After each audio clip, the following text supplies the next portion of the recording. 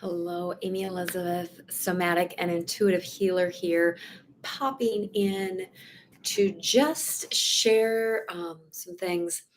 My night last night was spent dreaming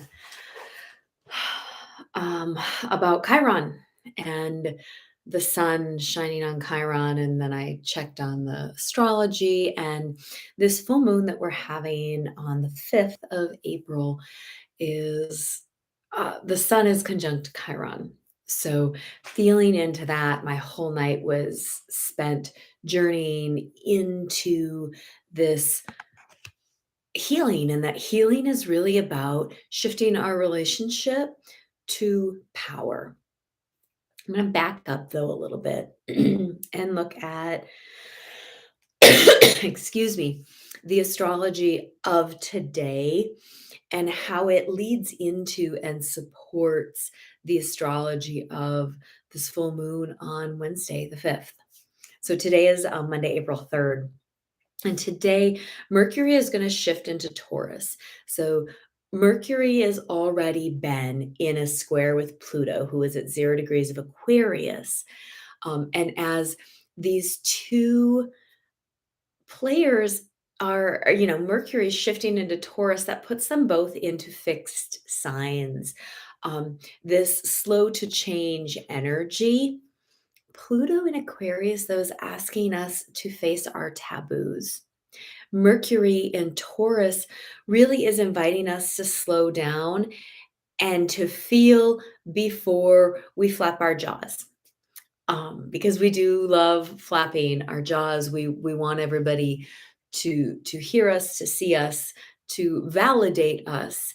And when we're in that, we're in a power struggle, which is one of the reasons I'm starting with this aspect. Is a square is the nature of Mars, who is a god of war, and Pluto in particular is involved in this square, another god of war. So there is potentially a lot of conflict here around communication, the communication of our thoughts and our feelings, because Taurus is a very feeling sign. It's a touchy, feely, emotional earth sign. And Aquarius is oftentimes accused of being very cold, um, which it absolutely can be. It can get too in its head, and it can move too much into that mystical space. Whereas Taurus to me really embodies a more shamanic way of being. If we look at the difference between the two, mystics and shaman can both get to the same place. They can both get to that touch in with the divinity. The difference is that the shaman recognizes and embraces the service of bringing that back down and helping integrate it into the day-to-day life, rather than just staying up in the everything is good, everything is beautiful, everything feels wonderful space of the mystic.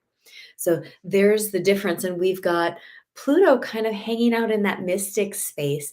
But Pluto's a really grounded energy. Pluto actually wants to take us on an underworld journey. And Mercury shifts into Taurus, and that puts them in an exact 0 degree square, which 0 degrees is an initiation energy. So there is this initiation towards slowing down and really grounding in and not getting lost by skating out of our lives. We contracted to be here for a reason. And Pluto moving into Aquarius, this is just a blip right now. He's going to move back into um, Capricorn in June, where he will spend the rest of the year. So we've got this little preview, but this conflict is really showing us, where is the conflict between our thoughts and our feelings? How are those things not lining up? Do our thoughts and our feelings line up, or are they in conflict? And Taurus is about our values, because the other thing that this is doing is moving Mercury into the communication and the felt sense of our values. The North Node as of today, is at 3 degrees, 4 degrees. 4 degrees of Taurus. Taurus is our values. The North Node is what we want to move towards. Can we move towards our values collectively and individually, and recognize that whenever we're working to have power over somebody else, whenever we forget that our power ends here at our fingertips, we are in a power struggle with divinity. We're in a power struggle with life, and we will always lose. It will make our lives hard. It will make our lives rough when we forget and we farm out our power. So, how do we reel that back in and recognize that our power is within? It is not through the control of others, it is not through the application of our values on anybody else, which is a really important thing we're all in right now collectively. And that's one of the things that Pluto moving into Aquarius is going to give us a consistent taste of until he moves in there long term, is getting right with your power, to not be power struggling outside of yourself. And if that's something you want help with, let me know. It's kind of what I specialize in, is getting right with your power. The other piece, so we've got this Mercury entering Taurus, squaring Pluto in Aquarius. Their Mercury is super close to that North Node. He's already pinging, he's already lighting up for us to feel into our values and then recognize that our values are ours. We cannot apply them to anybody else. It would be great if everybody had the same values. It would be so easy. Such a Pluto in Aquarius utopian, dystopian idea, though, that we all have to be in this hive mind state, because that's really what a utopia is hive mind.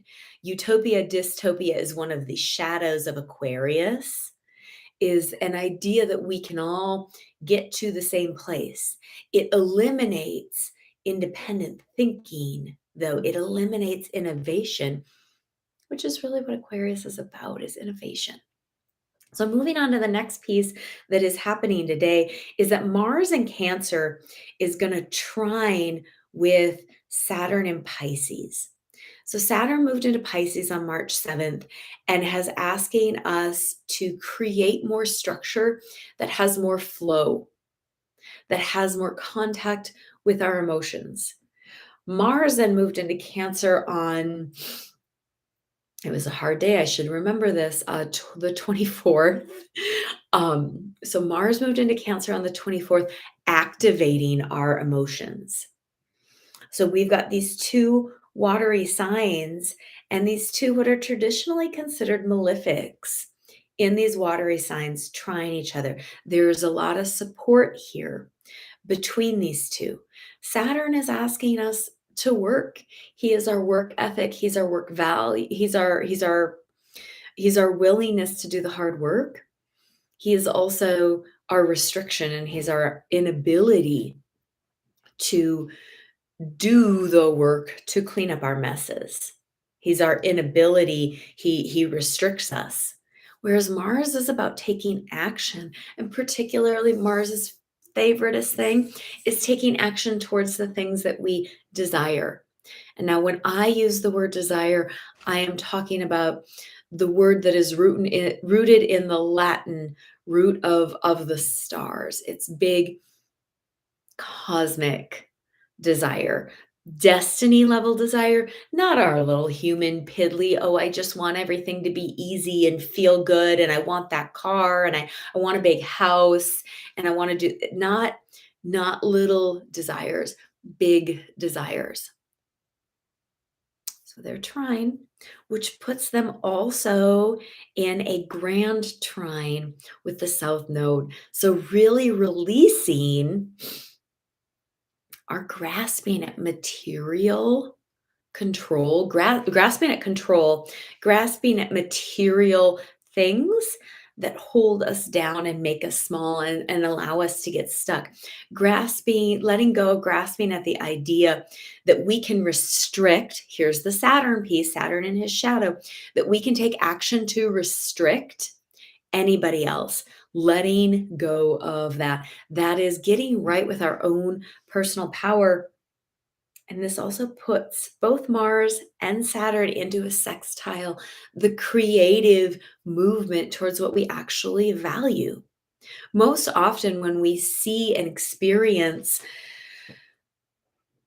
anybody outside trying to restrict or put rules onto people outside of their own person, it has to do with their fear.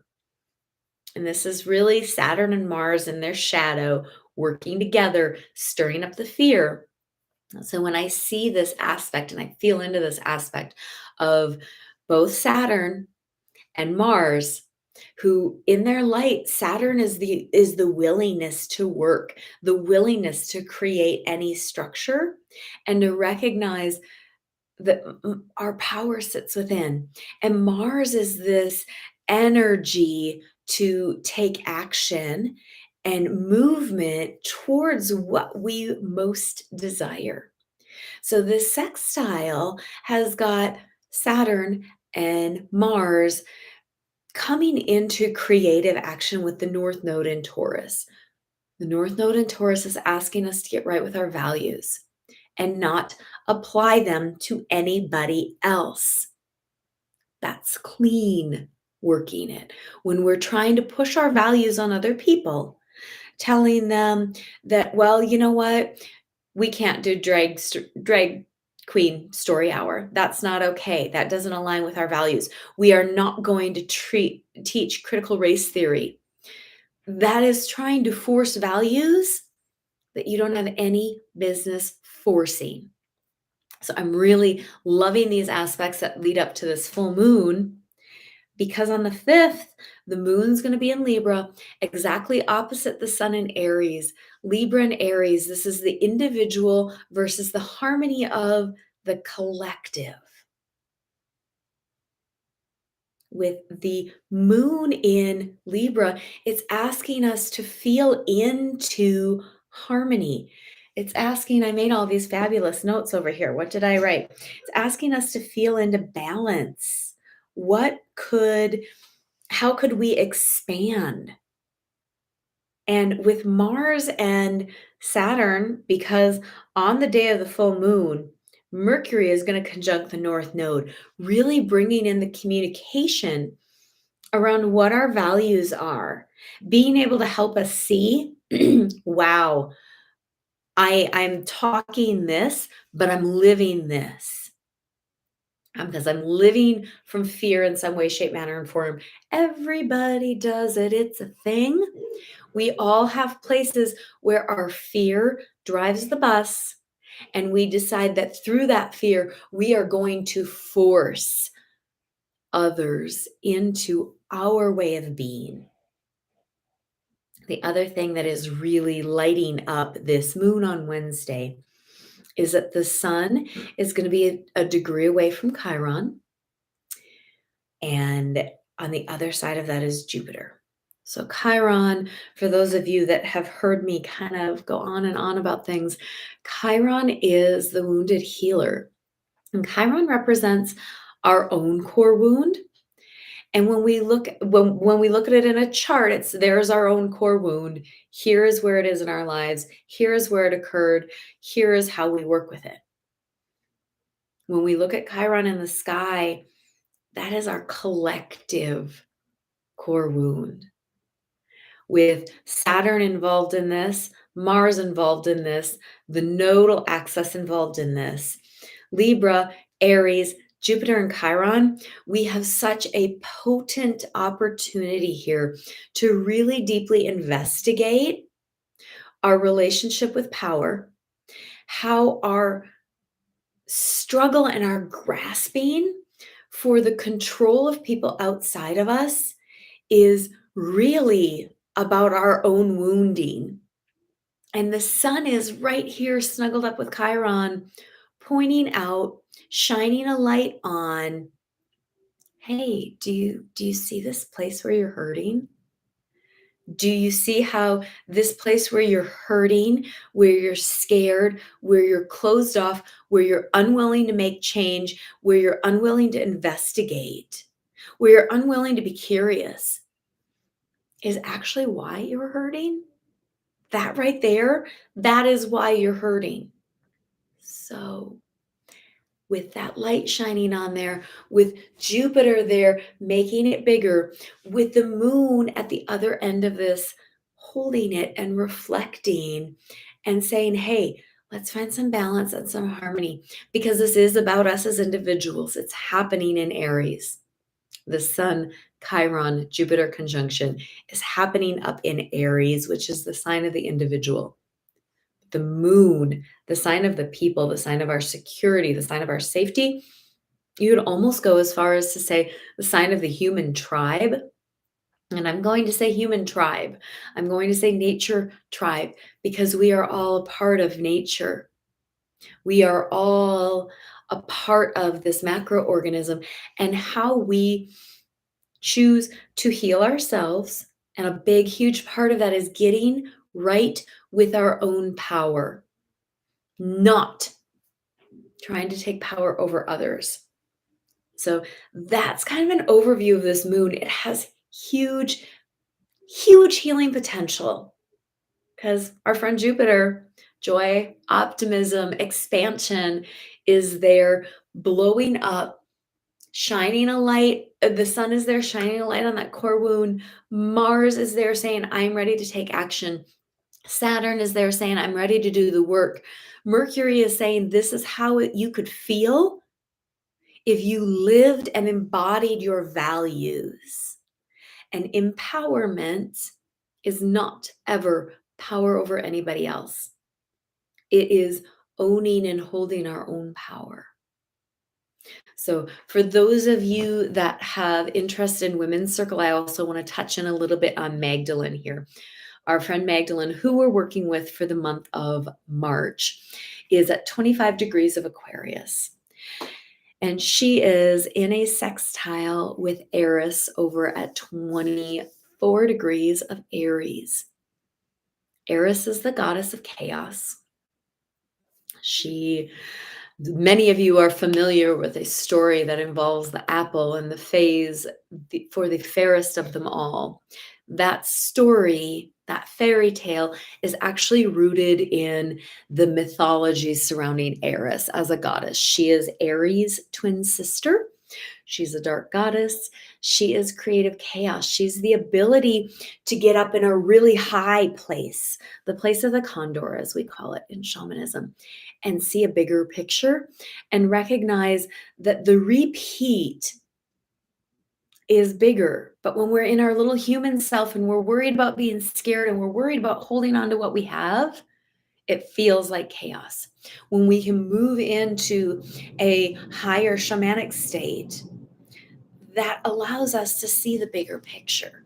When we can move in and connect with Cygnus, the cosmic swan who flies through the vulva of the Milky Way, that allows us an even higher, bigger picture of, oh, there is a pattern to this.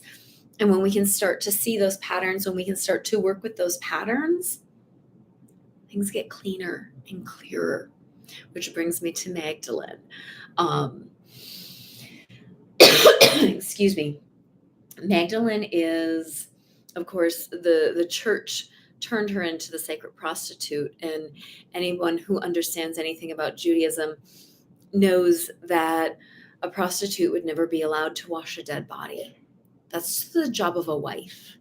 So that Magdalene washed Christ's body after his crucifixion tells us that in the 4th century, when the patriarchal structure who was grabbing for political control and money took over Yeshua or Christ's teachings, they took his co-teacher, his wife, the priestess that he worked with, Magdalene, and they turned her into a whore. And they seem to have forgotten that the root of the word whore is light. So Magdalene, this light energy in Aquarius, the light energy, the the innovation of what does it mean to love with unity, to recognize that there is no separation ever, is in Aquarius, which is so beautiful. Having a sextile, which is a beautiful creative aspect, with our friend Eris in Aries. So recognizing how our own internal sense of chaos, this is back to the power thing. Everything comes down to how we work with power. So for those of you that want to work with your personal Magdalens, um, sign up for my women's circle. You'll get a personalized astrology reading. We will be traveling and living in the energy of this all month. The final Friday of the month, we gather to just share via online Zoom. The circle is nationwide here in the United States right now, and there is space for anyone who identifies as female. The other thing I want to bring in is I've been talking a lot about power. I have a program called Journey Inward, and it is completely and totally focused and centered on what our relationship is with power and how we play out our power grabs in the shadow. So if you have interest in taking that journey, it's a 10.5 hour journey. We can work from anywhere in the world as it is completely online. And for those of you that are willing to travel in July, firewalk time, you will get that information. It will go public soon. Only people on my email list right now have the ability to sign up. They have first grabs on tickets because space is limited to 30 and we are down to 24 spots after 24 hours of ticket availability. So, like me, I love the likes. Hello, person that said, hey, you. Like me, share me with your friends. Leave your questions, your comments, your dedications, your requests on things you want to hear about. Because we can talk about shamanism, we can talk about archetypes, we can talk about astrology. If you want to hear about lymphatic balancing, we can talk about that. We can also talk about firewalking. So, sending lots of love to everybody. Remember, when we go inside and face our, I had something really specific here. We're taking the action, doing the work to heal, release the old broken paths of beliefs, attitudes, thought patterns, and habits. And that's going to create forward motion to lead us into a whole new space, because that's really what we're working on creating.